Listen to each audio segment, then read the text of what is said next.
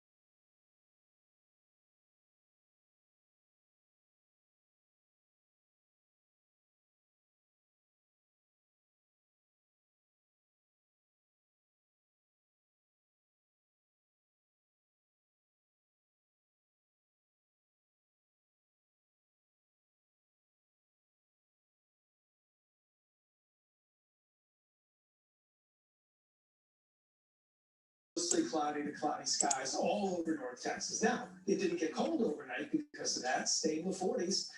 Probably not going to get out of the 40s today because these low clouds are trapped in rather light winds. The winds are only 10 miles per hour today or less. So I don't see a lot of wind. Now, we also have a disturbance coming in from the west. You can see it very clearly here, pushing into West Texas. That's going to exit around 3, 4 o'clock. So between now and then, I don't see a lot of sun. And after 4 o'clock, we'll probably start to break the clouds up and be in the mid to upper 40s today. So our wintry storm that we had, or at least the storm we had that brought some rain, turned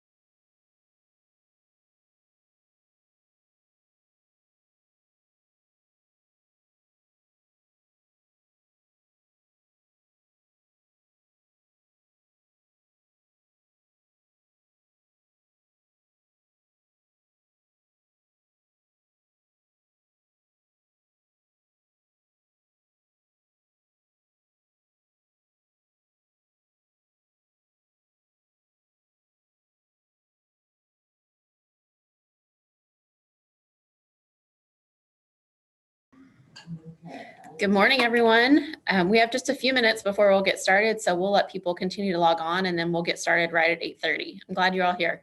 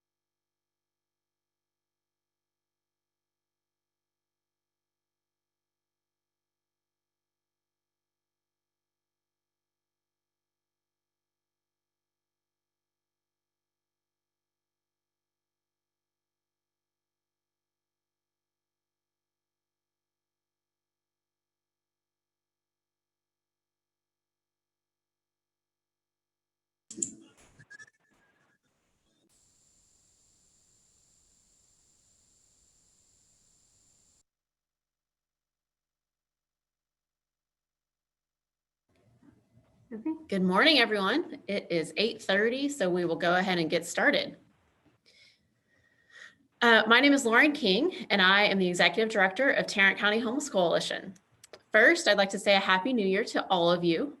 It's great to see you in 2021, and thanks to everyone who's chosen to spend some time with us this morning. Your involvement with the Homeless Coalition is paramount to our community's success. Now, and as we go forward together, moving toward our vision of a vibrant community where everyone has a place to call home. So welcome to our first town hall of 2021.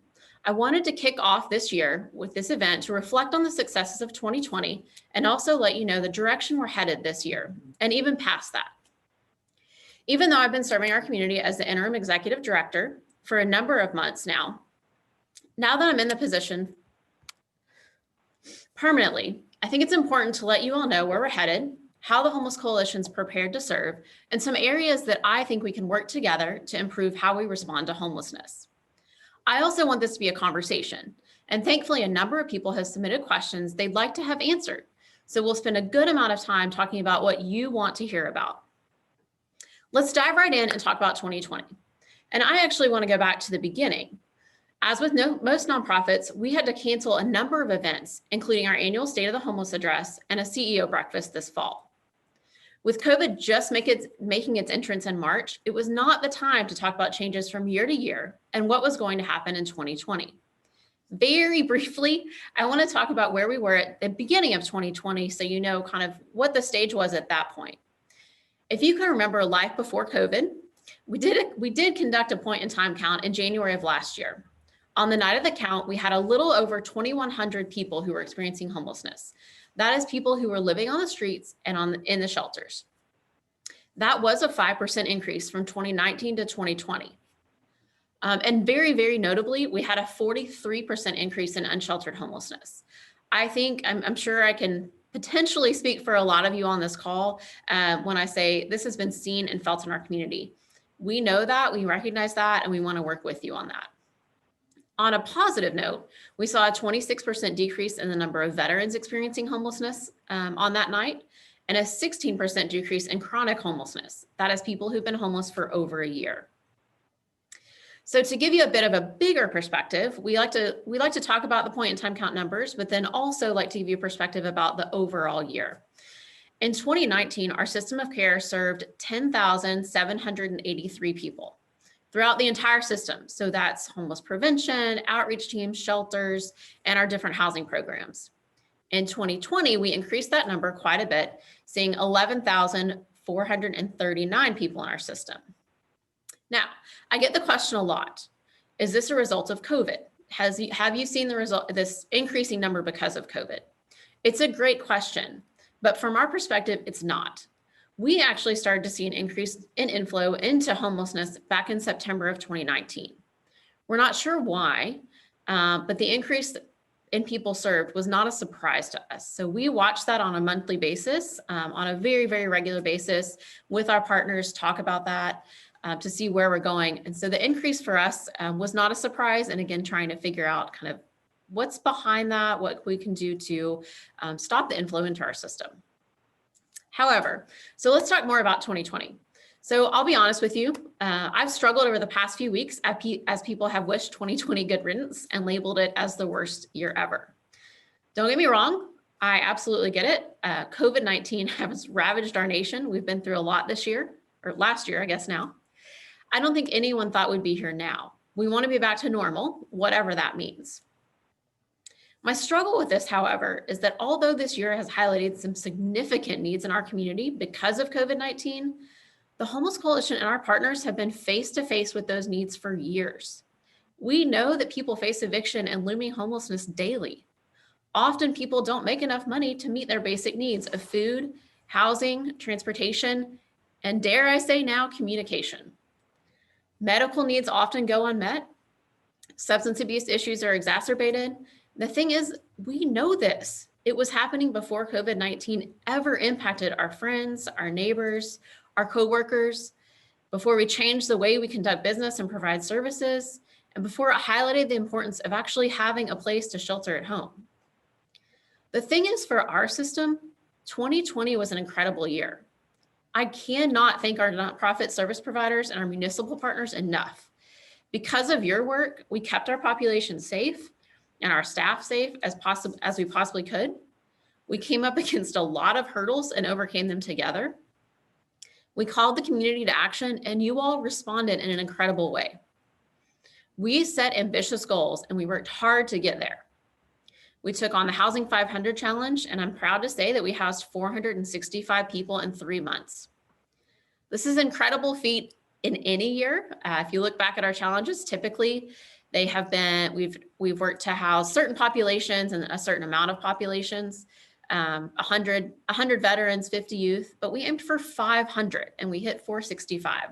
So even though we didn't hit that 500 number, to get our system back up and functioning and moving that many people out of homelessness in 3 months is incredible. So again, I will say to our partners, thank you for all your hard work on this. It's something that is really meaningful and clearly changes people's lives. So in addition to ending homelessness for people throughout the year, hold on just one second, having technical difficulties here.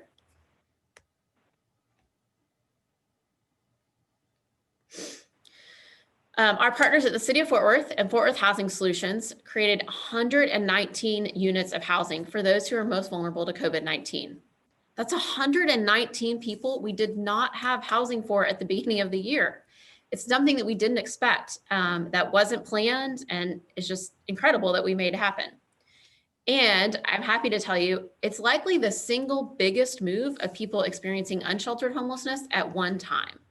A large number of those 119 people moved directly off the streets. Huge thanks to the City of Fort Worth and to Fort Worth Housing Solutions, but also to other partners who worked to make it happen. JPS was huge, MHMR had a big impact, Presbyterian Night Shelter and DRC Solutions were other partners who were incredibly important in this effort. They were all committed to getting people off the streets, out of shelters, and into a place to call home.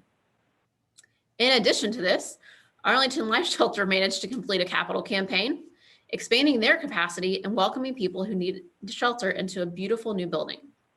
Partners throughout our system expanded their capacity, they stepped up and met needs in new and innovative ways, and they really made a difference. And perhaps a silver lining for us with COVID-19 and the CARES Act is that we're now seeing a significant investment into our system, more so than we've seen in years, enabling us to put money into interventions that we know work and into ending homelessness for more people than we could have otherwise. So all that to say, even though 2020 was ridiculously hard, I would venture to say that our system came out stronger on the other side. So where to from here? What does 2021 hold? If only I could tell the future. I can tell you though, for our system, we have such a strong foundation. I know we will continue to do great things together, meeting needs and ending people's homelessness every day. We've built such a strong system together that moves and reaches and pivots as needed to shift and meet needs as they arise. It's now time for us to focus externally and truly call our community to action. We know homelessness will not be solved by nonprofits alone. Unfortunately, or fortunately, we will never nonprofit or HUD our way out of homelessness. We have to come together as a community to create solutions that meet a variety of needs. And it's not just the needs of people experiencing homelessness. It's the needs of the neighborhood. It's the needs of the business community. It's the needs of elected officials. We have got to figure out how to meet everyone's needs while providing a home for people. The thing is that everyone has a story and no one person we serve is the same. And our response has to reflect that.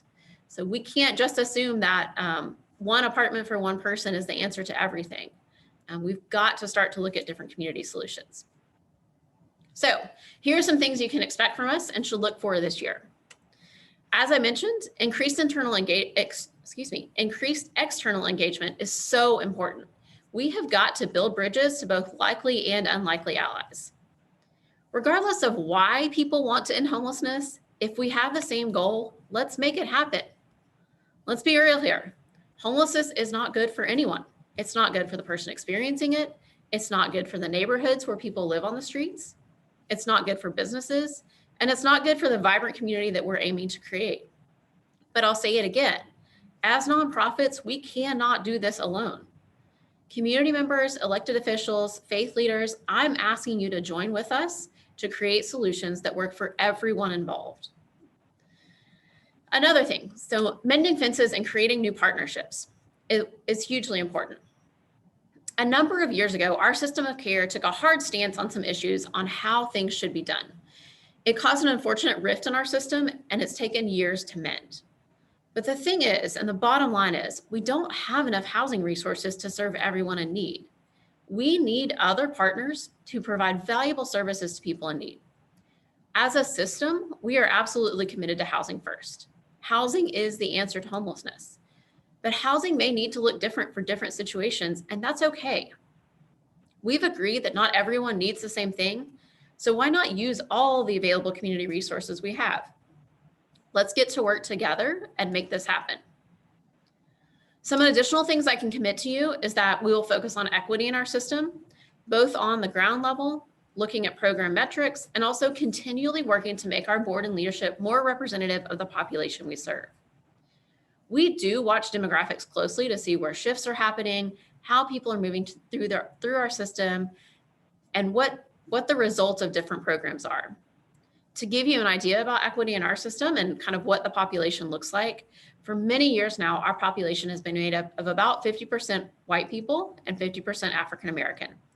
Compared to our county population, African Americans are overly represented in the homeless population. We know that, we're aware of it, and now the question is, what do we do about it? So how do we address that? How do we start to really look at equity and make a meaningful difference there? Additionally, as a system of care, we'll have a continuous understanding of who is homeless by tracking everyone in cohorts. This section is probably more for our partners, so they really understand, but also for our community, so you know that we know we have a coordinated effort and we know who is homeless. If this is the proven way to reduce homelessness for veterans, for youth, and for other groups, why wouldn't we do it for everyone? We can figure this out. Always having a handle on who is experiencing homelessness and what their needs are is how we can best meet people, ensures that we can best meet people's needs. Training and best practices. So we are absolutely committed at the Homeless Coalition to promoting best practices and ensuring that our partners have the tools and resources they need to provide the highest quality of service possible. You'll see more from us on training, and training not only includes our nonprofit partners, but for church groups and civic groups. We want to get education out there about homelessness, about how people can respond, and how you can help with the situation. So this is not only a focus on training though, but also on technical assistance. So for our partners, you'll see getting more help with on-the-ground implementation of new and improved services, and looking to see how we can help you be the most successful in your work. And then there's data. For those of you who don't know, our system is incredibly data-driven. We make decisions based on data and continually look at what our data is telling us. This year, we want to make that data as accessible as possible. For partner organizations, that means providing you with resources to understand exactly what's happening in your programs, in various interventions, and across our system at any given time, and on a number of different fronts. And for community members, we want you to be able to click a button and see what's happening with homelessness. We're trying to figure out exactly what this looks like for you and what would be most useful, but our goal is to make information easy and accessible to everyone. I will say I would be remiss if I didn't share with the community how you can get involved. So attending this town hall is a first step and a very much appreciated step. First, I'd invite you to learn about the issue of homelessness. There are lots of myths out there. Please take some time to get the facts and understand what is happening in our community. I'd also invite you to share your experience with us as well. Ultimately, we can't be everywhere in the county, and we're not living where you're living. Work with us. Let us know what's happening, and let's come up with some solutions that meet everyone's needs. Additionally, I'd invite you to consider giving in-kind gifts to the Homeless Coalition and to our partners. One of our responsibilities is to direct resources to our partners as well. We absolutely could not do our work without them. And so it's so important that you all support our partners in their work. Right now, our concentration is on welcome home baskets and outreach supplies, but as needs shift and our partners ask for help in getting resources, please help respond to those needs. Another ask that I have is that you work with organizations. those providing outreach services, shelter, housing programs, and more, help meet the needs they have. Monetary donations are always appreciated, of course. I can't not mention that. And they help the Homeless Coalition and our partners sustain the work and the services we're providing to both people in need and to the community. You can visit our website, the Homeless Coalition's website. We'll put that in the chat for information on who our partners are, or reach out to us directly and we're happy to connect you with them. So if you're interested in volunteering or whatever it may be that you're interested in giving back to our community, we are more than happy to connect you with our partners to make that happen and to put you into action. So this is my ultimate ask though. Get involved and please be part of the solution. Come with us as we work to impact lives and improve our community. Okay, so that's enough from me. Now let's get to your questions. You can drop them in the chat or post them in the comments on Facebook and we'll answer everything we can. Even if we don't get to your question live today, we are going to produce a document with all the questions submitted and publish answers for everyone to see. So let's get started. Kayla, what's our first question? Okay. Can everybody hear me from Lauren's computer? Okay, perfect. So the first question, all of our pre-submitted questions came in anonymously. The first one is, what is the Homeless Coalition doing to respond to sex trafficking concerns within the transient and homeless population? Secondly, are there any training or resource needs that the coalition has regarding this topic? So what are we doing to respond to sex trafficking? So one thing that we're doing a number of different things. We, one, are very aware that there is a segment of our population that is very vulnerable to sex trafficking, to human trafficking in general.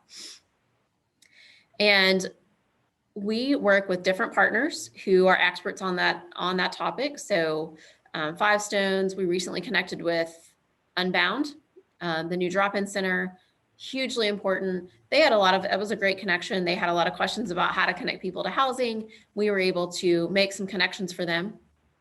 So one of the big ways is that we work with organizations who are experts in this area. The other thing we do is that we have an acute awareness and sense of the fact that people who are under 24 are much, much more vulnerable to being trafficked.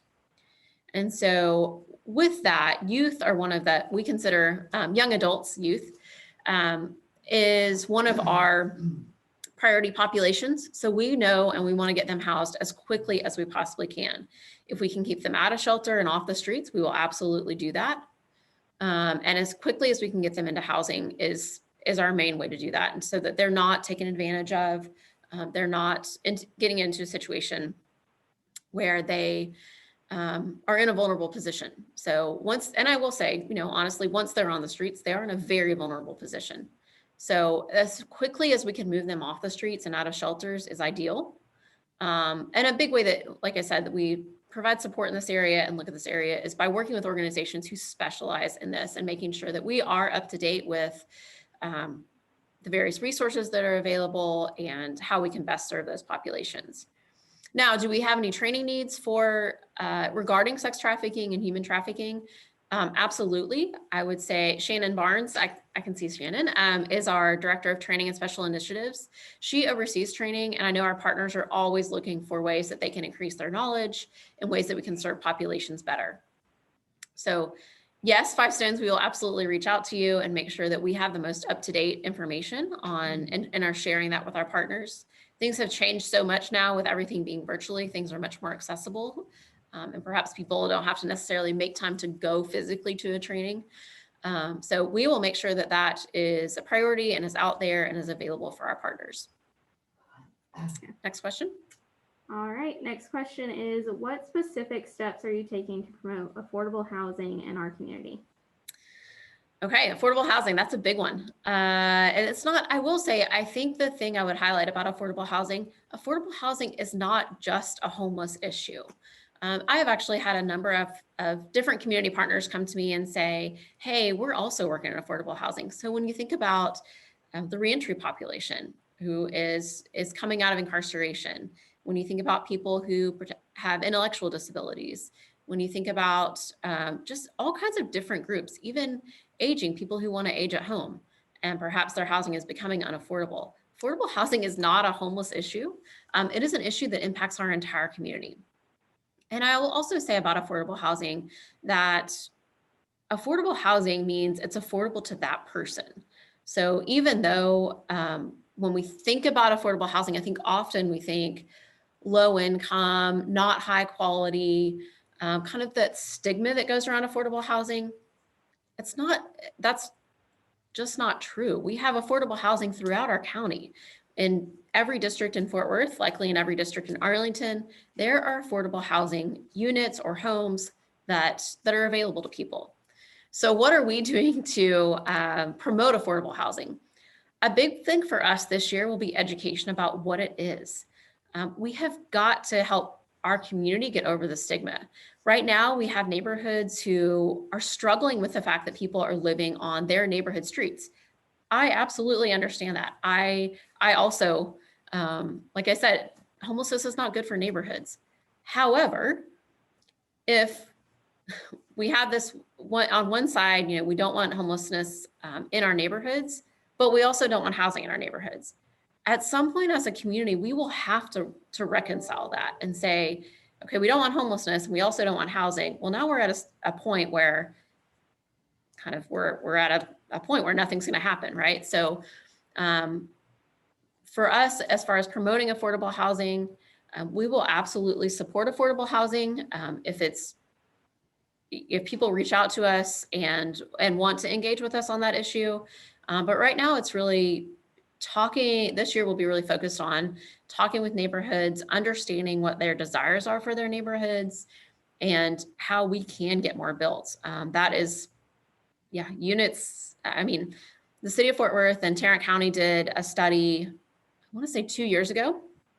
And as a community, we are lacking 40,000 affordable housing units for people who make less than 30% of our median income. That's a huge number that we will have to overcome together. It's not something that the Homeless Coalition can do alone. Like I said, it's not just a homeless issue. It's a larger community-wide issue. So we're lacking 40,000 units. The other thing I would say about affordable housing is really understanding what that means and what that looks like. And I more say that to say, as a community, we've really had an approach of we're going to solve issues with one apartment for one person. If we continue to go down the one apartment for one person road, we will never build enough apartments. And I would dare to say that there are a lot of neighborhoods and communities in our area that don't necessarily want to come in and build hundreds of apartments at a time to meet that 40,000 goal. So how do we go back to some of the housing that we've lost, right? So it's called the missing middle. How do we go back to duplexes and triplexes, to accessory dwelling units? So there are a lot of other solutions besides apartments. Now, do those solutions provide, the mass number? No, they don't, but they are absolutely a solution. We don't always have to look at this one apartment for one person. So it's not always necessarily the best solution for people and also not the best solution for neighborhoods. So to promote affordable housing, it's like I said, it's a number of different things. This year, I think we'll be focused on laying the groundwork and really educating and understanding what neighborhoods are willing to have, because ultimately that's where it will be built in someone's neighborhood. So next. Next question is, what is the process to open up your home to house the homeless? How will they be able to pay for boarding? Is there a list or organization I can add my name or contact information to help board the homeless? So that's an interesting question. I would dare to say this is a different type of housing solution, right? So this is where we're moving away from that one apartment for one person. We have had people ask about, hey, I have a garage apartment. I'm not going to rent it out, but I would be willing to help you and to house a person who's experiencing homelessness or moving out of homelessness.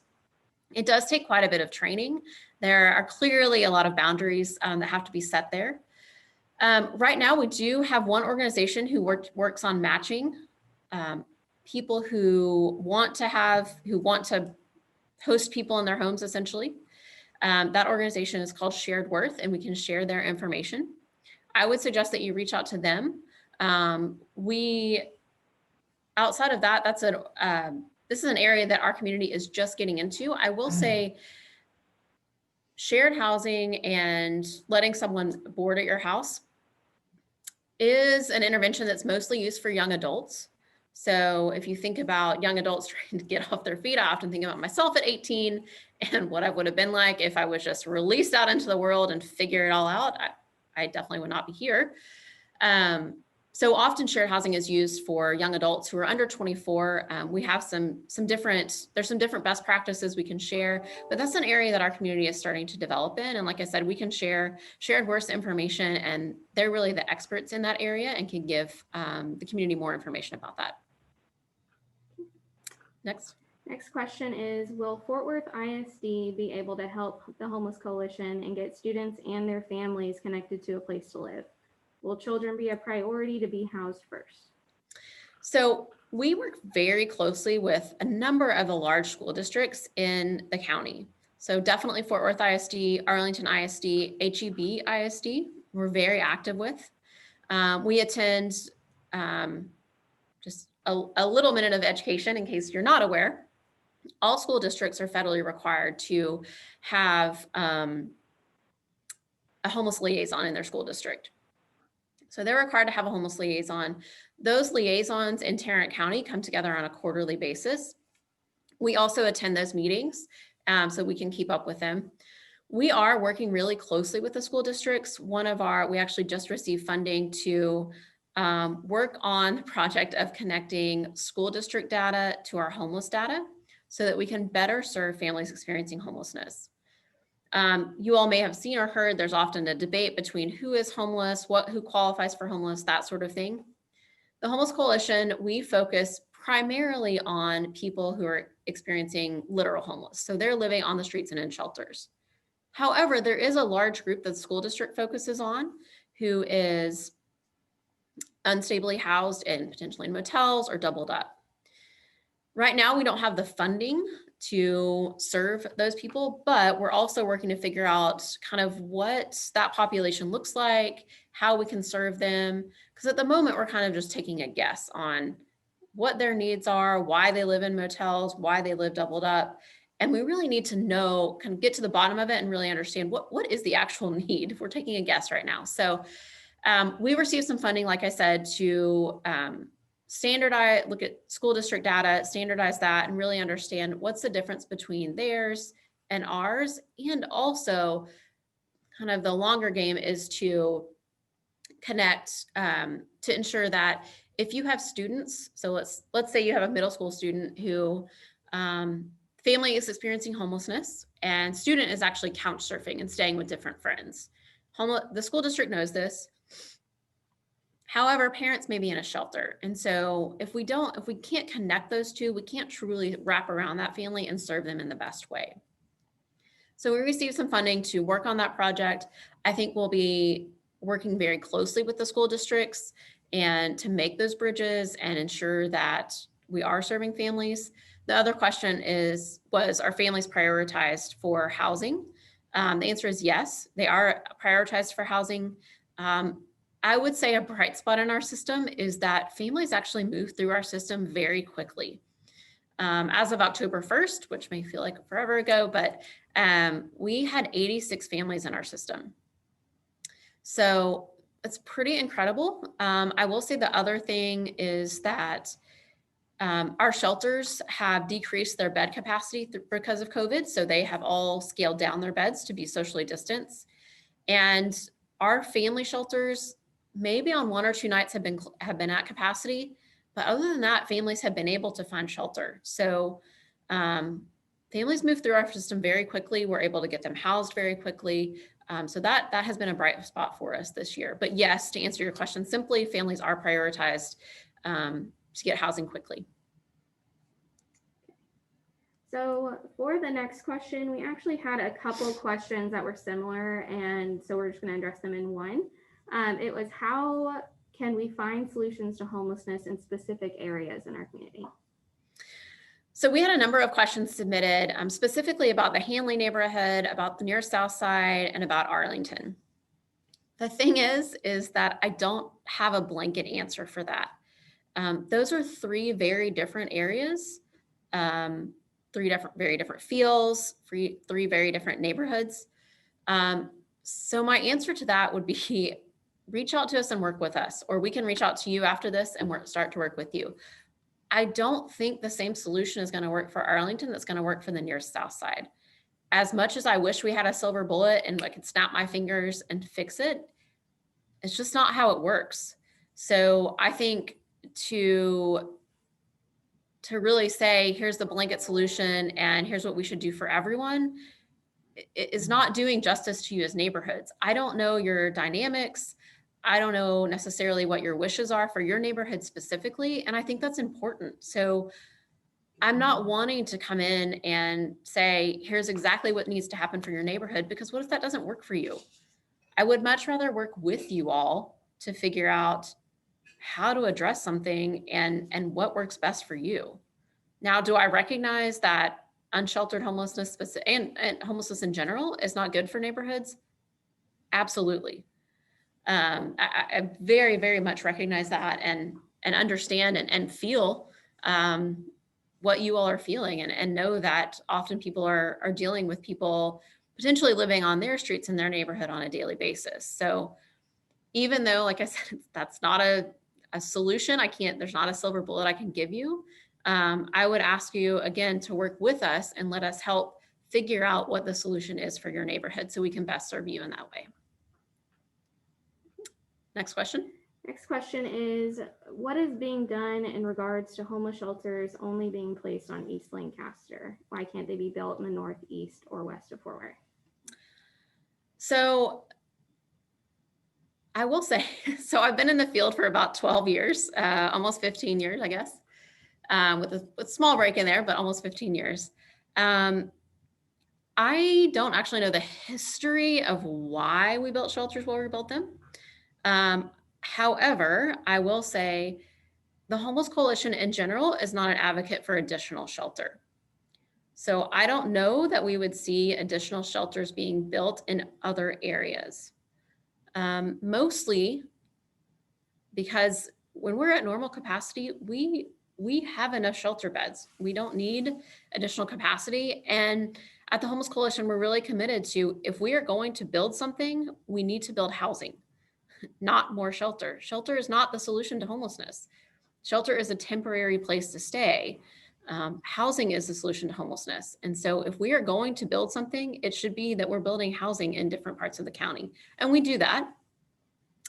The other part of that, I will say, having, and specifically in Fort Worth, having shelters and homeless services concentrated in one area, it can have negative impacts for sure. However, for serving the population, it actually makes it, I don't know about easier or more convenient, but to have everything in one area makes services more accessible for people. So even though I understand, I see the impacts of it, that would kind of be my answer. So our shelters have been around for quite a while. I know UGM has a long history in our community. Long before I would say the 80s, when homelessness really came on the scene as an issue in our community. But yeah, I would say, as far as why can't shelters be built, we would not advocate for building more shelter. We would advocate for building housing. Next question. So that was the last of the pre-submitted questions. Okay. So we're going to move on to the live questions, and I'm going to ask the questions on Zoom, and then Marty Lawrence is monitoring the chat on Facebook. So we're going to alternate from there. I'll go first. I'll go first. So the first question on Zoom is, has Tiny Housing Partners been considered in this area for addressing the homeless population? So tiny housing has been considered. I know that in Fort Worth specifically, there have been a couple of tiny home developments. However, I would say they have not been affordable developments. So they're out of our typical client price range. So they're not affordable for people who are exiting homelessness. For me, tiny homes are just another solution for and another way to look at what types of housing we need for our community in general. Even if you, again, this goes back to housing being more than just a homeless issue. If you think about, I I feel like we have articles all the time that pop up about granny pods. So, having seniors in communities who want to downsize, who want to live with people who are in the same life stage with them, and they don't necessarily want a huge home. They want just a small space, a community space. And the same could be said for people throughout the lifespan, right? Who want to live a more minimal life, who have less to keep up with, that sort of thing. And so have tiny homes been considered? Absolutely. Have we figured out how to do it yet? Not yet, but I do think there's hope there. I think that we can absolutely make progress on that. So, and again, I think it's really thinking about perhaps using our imagination about what could this look like, right? So does it look like a cottage community? And so it really fits in well to a residential neighborhood. So perhaps a cottage community is better for a residential neighborhood than a large apartment complex. You get into the conversation about, could we have 10 units on a piece of property instead of 30. Now, I get that that's not as many to produce, but still, when you think about, again, weighing what's good for the neighborhood as well, how does that fit in? What does that look like? And how does it feel? So have tiny homes been considered? Yes, they have. Has it been done yet? It has not, but I think it is on the horizon. Marty? Okay, great. I have two questions here, Lauren. One is about public toilets. People are unfortunately doing private things in public. So the question is there a plan in place to provide public toilets to end the open toilet use? Right. So at the moment, there is not a plan that I know of to put public toilets in. As a community, we've kind of gone back and forth on this issue. There is a lot of monitoring that was required with public toilets. There's a lot of expense that's required with this, especially if they're temporary. And that typically, to solve a problem quickly, that's typically what happens there. We did put public toilets out on Lancaster at the beginning of COVID, or kind of say beginning-ish of COVID. And I will say often I hear the concern about, well, what if people go in to do other things besides use the toilet? My response to that would be, people are going to do those other things somewhere. So does it matter if they go in? But short answer is no, not right now. However, I do think it's a discussion we need to continue to have, because I do think it's an issue when we have human excrement, honestly, on the streets, on the sidewalks, in the yards.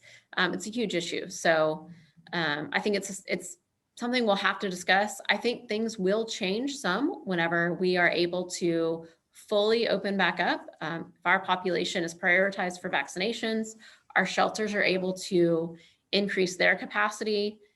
Our True Worth Place is able to stay open. They have public restrooms. Then that should change the dynamic there some.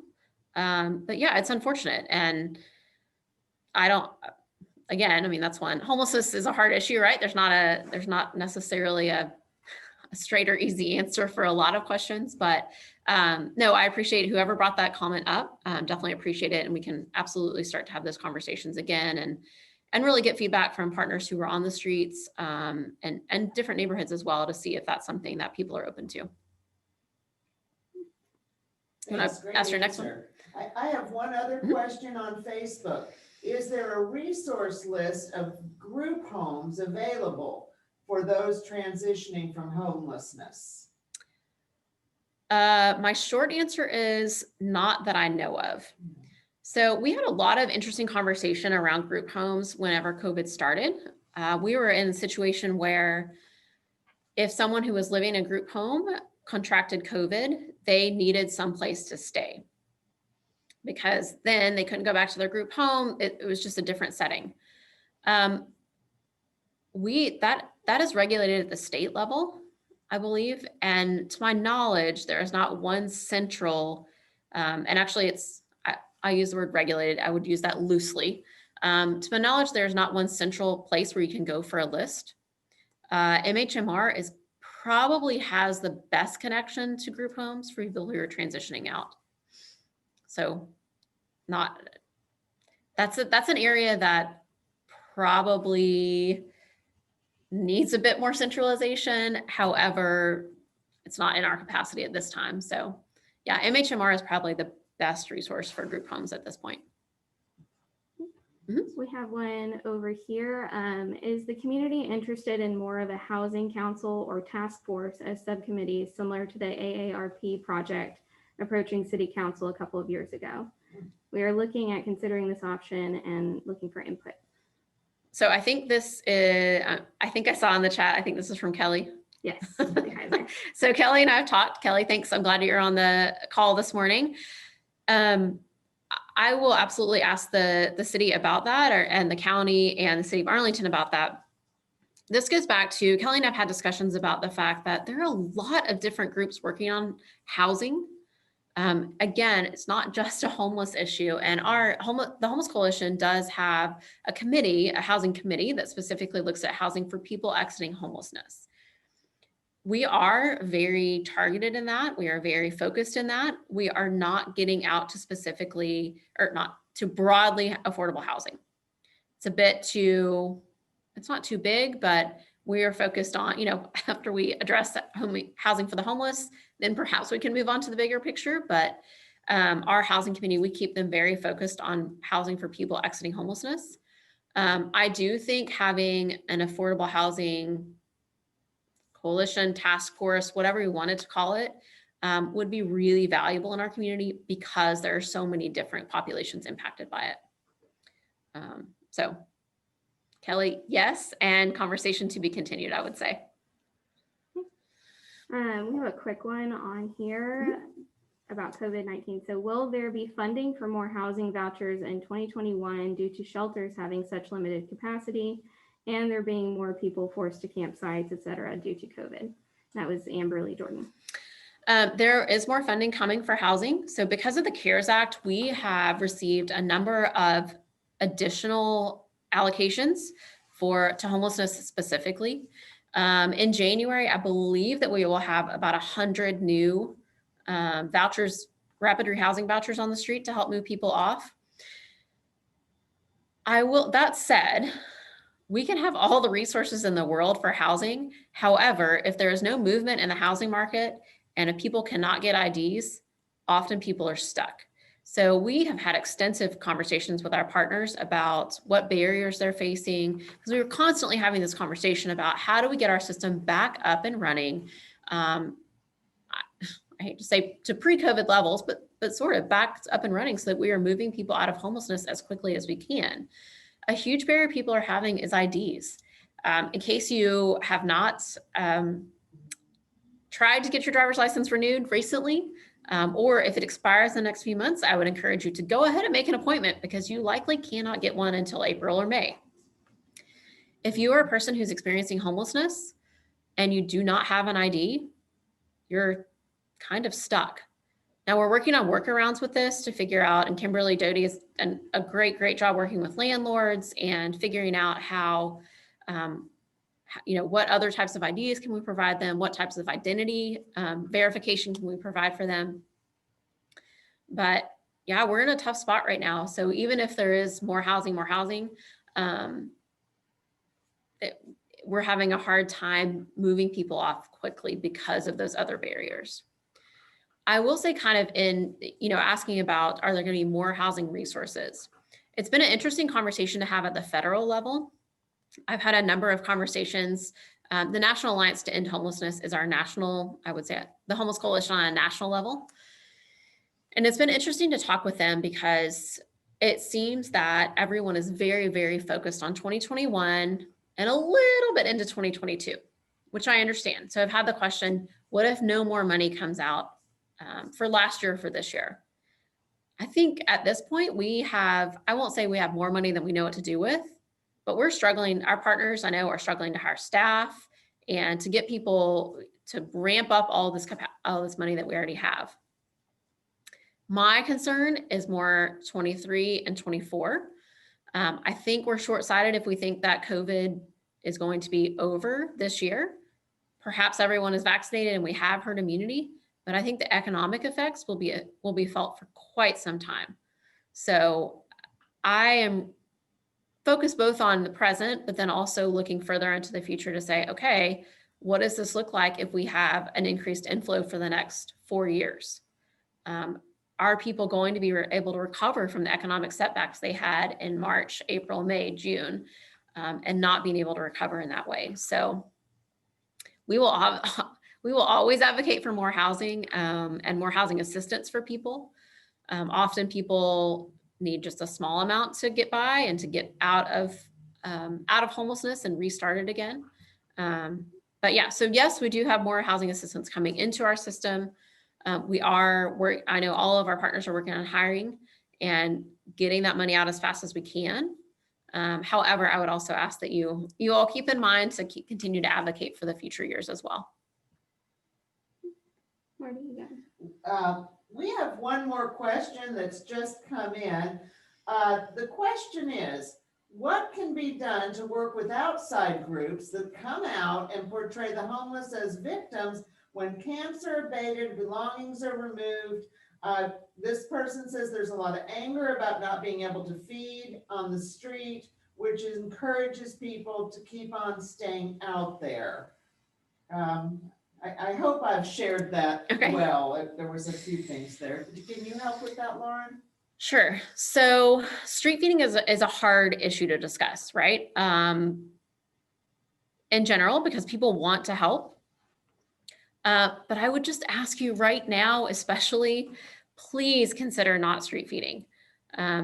With COVID spreading the way it's spreading in our community, it is a public health issue we cannot risk right now. Our partners, including our outreach teams, have worked so hard to keep our population safe. And I'm happy to say that we've had a few clusters of cases, but other than that, have not had a mass outbreak. But our population is pretty insulated. So if COVID is coming into our population, it is coming into our population via outside groups. So my big ask for people right now is please consider not feeding, especially right now. It was a public health issue before, it will be a public health issue afterwards. But right now, especially during COVID, it is so important that you help keep our population safe. We have nonprofits who make sack lunches on a regular basis. Most people can get 3 meals a day from Union Gospel Mission or Salvation Army. We have little cards that I'm happy to give people. If people say they don't know where to find a meal, I'm happy to give those out to community groups or whoever needs them. If people say they don't know where to get a meal, they can absolutely do that. So yes, there is, and I will say camping in general, I know I'll just acknowledge we had a big cleanup on Lancaster. The camping was incredible. It was a lot. Our shelters were struggling I would say a lot of it has to do with hygiene.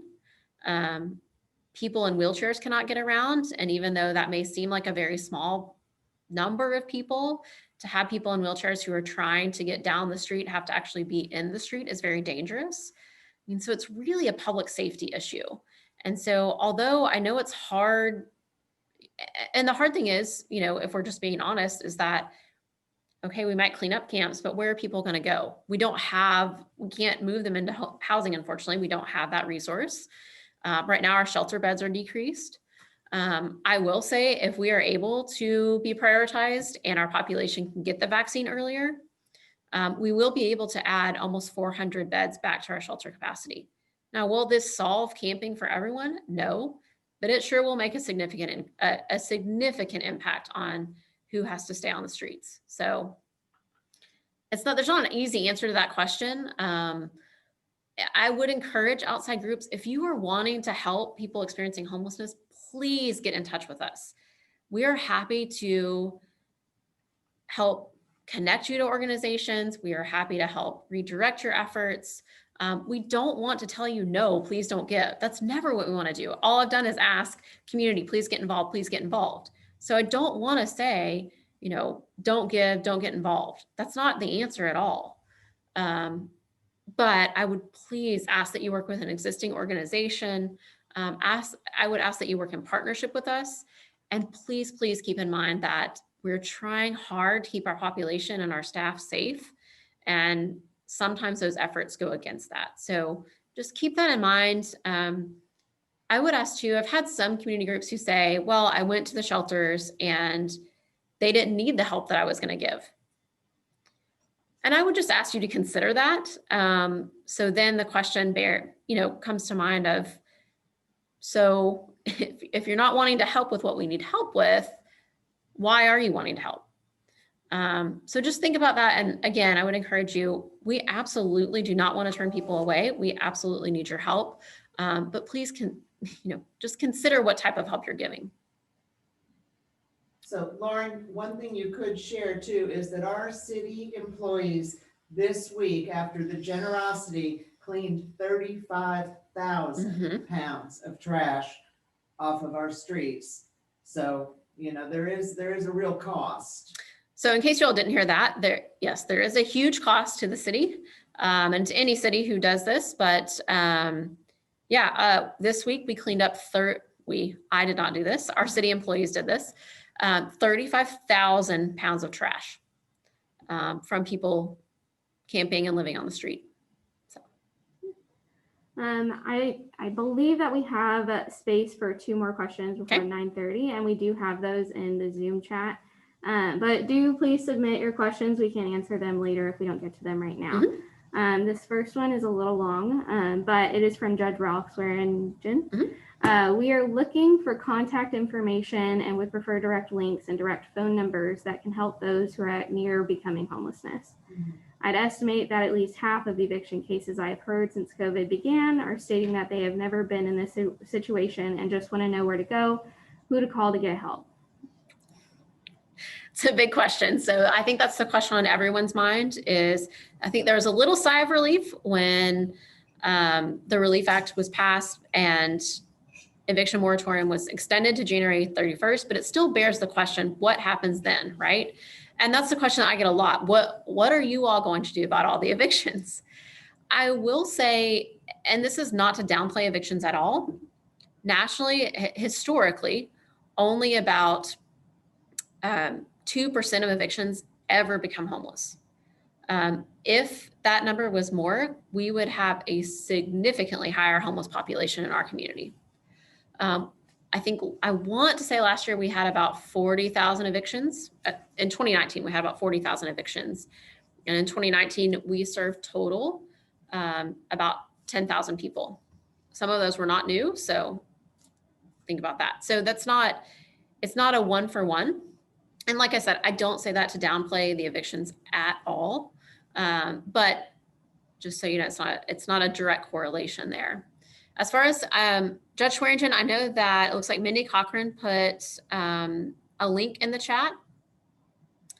I know Tarrant County is also continuing their rental program as well. I will tell you, the Homeless Coalition specifically, we have been doing work to reach out to people who have been homeless before. So people who are facing eviction, who have been homeless before, have a much, much higher likelihood of becoming homeless again. So we have been doing work to get the eviction lists from Tarrant County and look at that against our data and figure out how to prevent people from returning to homelessness. So that's what we have done in a targeted way and in a proactive way. As far as links, I would say that's something that we can send out. Often with the contact numbers, I know that's hard because offices are overwhelmed with the number of people who need help. So that's hard to do. But maybe I can talk with Arlington and Fort Worth and the county and just see what's the best route to have people go there. I will say the other thing we've been doing with evictions too is making sure we're reaching out to landlords, helping them understand that, our landlords are not necessarily wanting to just kick everyone out the moment they have the opportunity. So helping them understand what assistance is available for their tenants, how they can access that, how they can help their tenants apply for assistance and what that looks like. So that's kind of where we are. All right, so the last one from the Zoom chat is it true that other counties are transporting homeless people to Tarrant County to get rid of them? If so, can you speak to the impact and how TCHC is handling it? So Is it true that people are transporting? I don't know about every case. I will tell you in our point in time count, about 5% of people report that they previously lived in Dallas County. So there is some movement between the two counties. However, I will tell you Dallas County feels the same. They feel like Tarrant County sends all their homeless people to Dallas County. So it is not a sentiment only, that only we feel. I will say we do have an intervention called homeless diversion. And that is actually where we will send people back to wherever they lived before. So let's say someone came here from El Paso and they came here to get a job. Job did not work out. They now have no income. They have nowhere to live. Perhaps they are in a homeless shelter.